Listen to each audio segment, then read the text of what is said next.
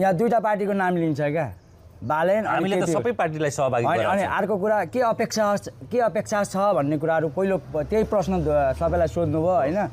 तर हामी देशैभरिका मतदाता अझ हामी क्षेत्र नम्बर 5 का मतदाता देशैभरिका मतदाता बेकुब भइरहेका छौँ। कसरी बेकुब भएका छौँ भन्दाखेरि 84 मा हुने चुनाव आएर हामी 82 मा सहभागी हुनुपर्ने अवस्था आयो। यो कसले सिर्जना गर्यो? ती दुईटा भेडाले सिर्जना गरे। तिनै दुईटा भेडाको नाम चाहिँ यहाँ चर्चामा आएको।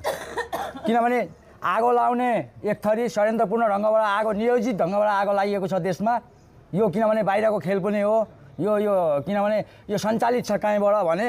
अर्को कुरो आगो लाग्दा टुलु हेर्ने अथवा के हेलिकप्टर लिएर भाग्ने। यी दुईटा व्यक्तिको कारणले गर्दाखेरि हामी 84 को चुनावमा सहभागी हुनुपर्ने मान्छे आएर 82 मा चुनावमा भाग लिनुपर्ने अवस्था आयो। अनि हामी बेकुब भएका छैनौँ।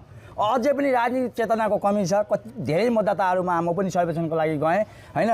र नेपाली जनताले र यो क्षेत्रका जनताले आफ्नो अस्तित्व र स्वाभिमानको लागि एउटा अर्गानिक मान्छे यो ठाउँमा खोजिरहेको छ। खालि बालेनको नाम केपीको नाम मात्रै आउँछ। तर गाउँघरमा कुनामा जानु भने भित्री मनमा उनीहरूको हृदयभित्र यो देशको धर्म रक्षा गर्ने यो भूगोल नमासियोस् भन्ने र हामी भोलि नेपाली भएर बाँच्नुपर्छ भन्ने अवस्थामा देश गइसकेको छ। हामी नेपाली हुन पाउने कि नपाउने भन्ने अवस्थामा गएको छ।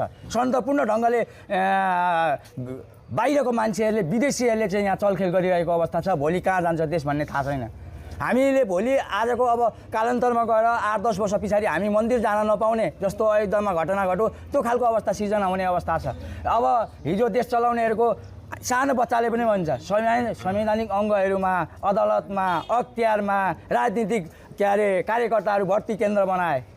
त्यसमा जनता फ्रस्ट्रेसन छैन, बहिष्कार त्यत्तिकै पीडित भइरहेका छन्। अरू यी विकासका कुरा नगरौँ हैन। विकास आफसे आफ हुने हो।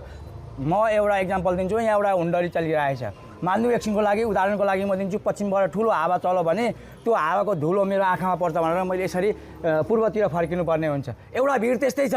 तर बुझेका छैनन् त्यहाँ उभिएको मात्रै छ भने पनि त्यो धुलोबाट बच्नलाई उभिएको मात्रै छ भने पनि यो भिड त हाम्रै भिड हो भनेर देखाउने प्रयास गरिरहेछ सामाजिक सञ्जालहरूमा। त्यो केही पनि होइन। गाउँघरतिर मान्छेहरू सबै पीडित छन् र हामीले मात्रै अब के चाहेको भने यो देश हामी नेपाली र हाम्रो भूगोल हाम्रो देश सुरक्षित रहोस्।